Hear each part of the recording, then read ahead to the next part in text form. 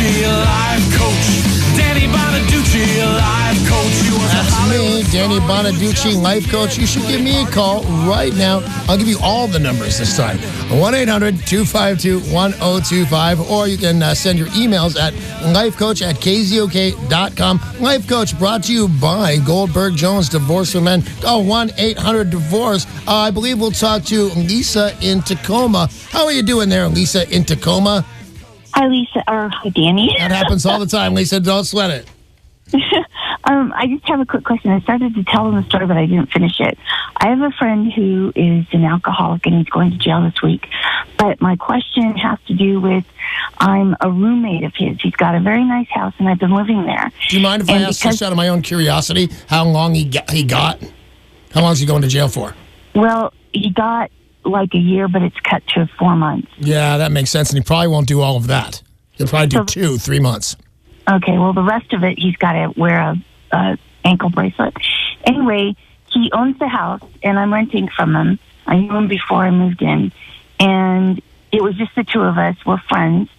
And then because he's going into jail, he brought this other person in, and he knew that I can't handle cats. Right. And the last time I was around when I had throat surgery, it was so bad. Well, I told him, you knew about cats. I can't have the cat here. He flipped out and said that I'm trying to control him. And I finally got mad back, and I said, I can sue you if you don't get rid of the cat. Yeah. I'm leaving, but you have to get rid of the cat. So I don't know if, because we're supposed friends now, I kind of feel like that's not a very good friend.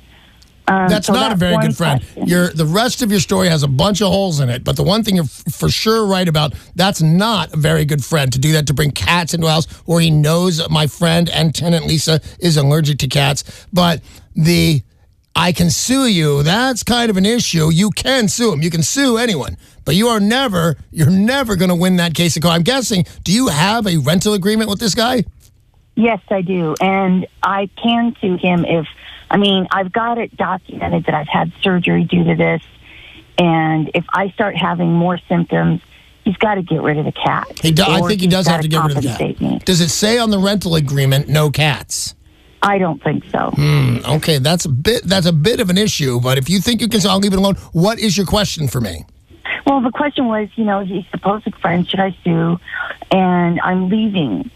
So part of me is just like, screw this. I don't want a friend like this. Well, here's what I think. I agree with all of that. If you have another place to go, you probably should. Here's what you're talking about. Not only he brought a cat in, but he's such an alcoholic that he needs to go to jail. The rest of society needs to be protected from this cat. Oh, sorry, no pun intended. But I would think this is a great time to go. And you have all the time in the world to go because you have the next 4 months while he's in jail to figure out where you're going to go and what you're going to do. Does that seem like a plan to you, Lisa? Well, that's 4 months of putting up with a cat and getting sick and possibly having surgery again. Suing this guy doesn't make the cat gone faster.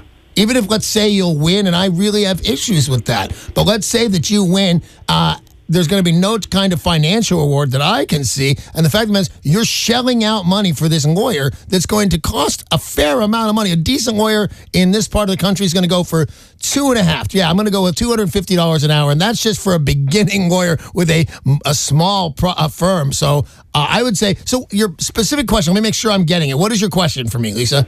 Specifically was, should I sue a so-called friend because of getting sick? Yeah, no, move out. It's just going to cost you money and heartache. You should absolutely move out. And I understand, I'm going to say, and you should move out. But obviously you should move out. It's the cats. It's an issue. Yeah, you should move out and hurry up about it because the cat is, in fact, there. And I'm not sure that there's a financial reward in the end. I don't see how you win in this situation except to go and cherish your health and leave as soon as you can, Lisa. Hey, thank you very much for the call. I really do appreciate it. 800-252-1025. That's the number to get through to Danny Bonaduce, life coach, because any kind of problem you have, he can help you. Just make the call. Steve in Snohomish, you are next. Hi, Steve. Good morning, Danny. What's up, buddy? So, it's kind of embarrassing, but I've been with my wife for over 20 years. We have 3 wonderful kids, all of them grown and out of the house. And probably over the course of the last couple of years, I'm not much younger than you, but I have been sexting. Yeah. I've been seeking out girls online and just chatting with them and leading them on to think that I would be doing something with them, and then when it got too close, I just blow them off. Right. By the way, can I tell you, when push came to shove on my marriage and my divorce, my last marriage, it was this. This is why I'm not on Facebook. This is why I'm not on Facebook, because I think I'm mature. I'm not on Facebook. My wife would never consider letting me on Facebook because MySpace ruined my marriage. Guys, what was I doing? I was essentially sexting, saying it'll never come to anything. And by the way, that never works. Eventually, some girl is going to want to contact you, and you're not going to delete her phone number. This has, as my old boss would say, and I love this guy, he said, this whole situation has hair all over it. So I think you're just, what is your specific question for me there, Steve?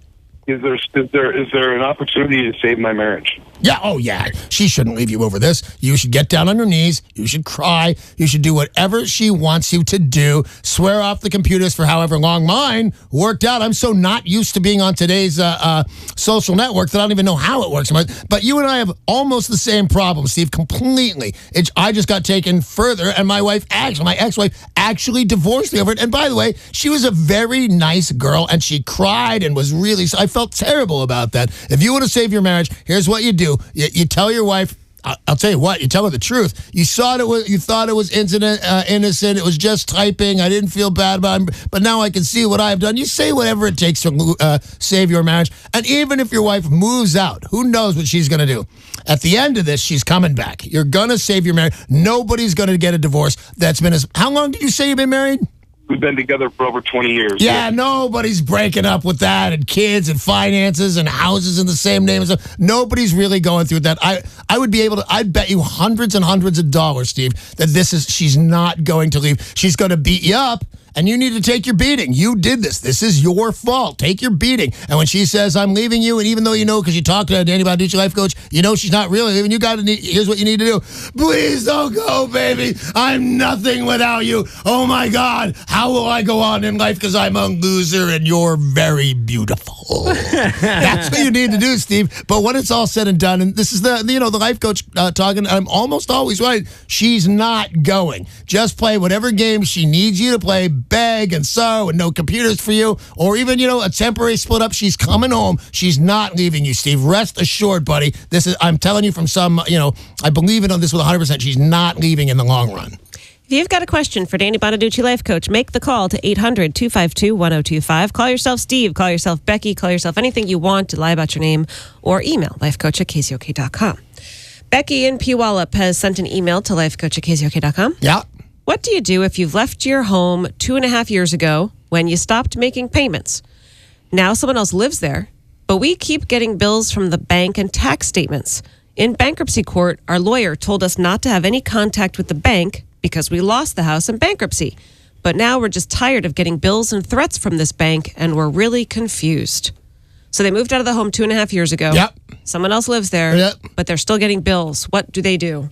You know what? Don't open them and forward them. Just this is not your cup of tea. Don't look at it. Don't know about it. Because it's curiosity that's doing this. You should have known that you could forward that. Just not open it. Don't touch it. And put forward to this address on it, and they will. So don't even look at them, and don't make them any part of your life. And if this comes to, in the long run, and it shouldn't, that somebody really wants their money again, that somebody says, hey, you wouldn't pay your bills, we sent you a thing, you'll have it, in writing that you're not receiving any of these bills. So you're just forwarding. It's not that big of a deal. Don't worry about it. And here's the main thing you need to know. That's not an actual bill for you. You moved out of that house. It's not your responsibility. That's not going to come back and bite you in the ass. It might come back and haunt you because it's a hassle to have these bills coming to you. But you're not going to owe anybody any money. You moved out. You did the right thing. You went to court. You had a lawyer. You did all the right stuff. So just don't open them and write forward right on the envelope.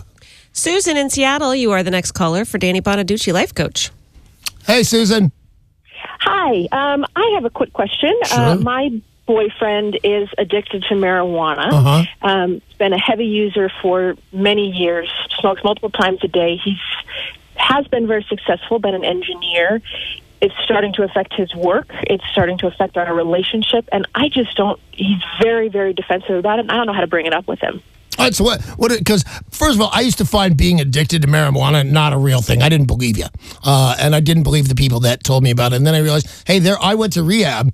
Got all of my past this coming up on this particular life coach. I went to rehab, and 3 of the people in there were addicted because of their marijuana addiction. And none of us hardcore druggies or alcoholics, it might have been alcoholics that time, none of us believed this person or these people. And sure enough, like in meetings and things like that, they ticked all the boxes for being addicted. They've lost jobs. They've lost relationships. They lost money. They had to move out of their houses. I absolutely believe that there is an addiction to marijuana. Now, here's the thing. How does it affect you, Susan? He's very edgy.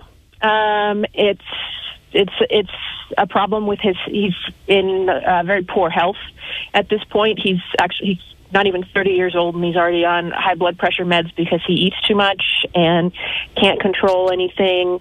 Very, very volatile temper. And none of this used to be a problem when we met a couple of years ago.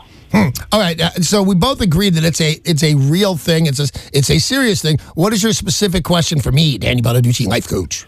How do I bring it up with him? How do I approach it to deal with it? Well, you got to let him know, Susan, that it is, if you go to your internet and stuff like that, and you look up family members of people suffering from addiction, you will see that they've got a list of, and if it's not the things that are happening to you, or you've got 2 of these syndromes or symptoms, and then there's 20, you should be able to tick off the little check marks there. Don't sleep well at night. I have issues trusting people, all those things. And you need to show him his effect on you, because if he doesn't have enough self-respect, and by the way, addiction is not about self-respect, but let's say he doesn't have it or he doesn't see how it's affecting you, I'm going to bet that this guy really does, in fact, love you. And that when you start showing adverse health response, and by the way, what are some of the adverse things that happen to you? I'm starting to get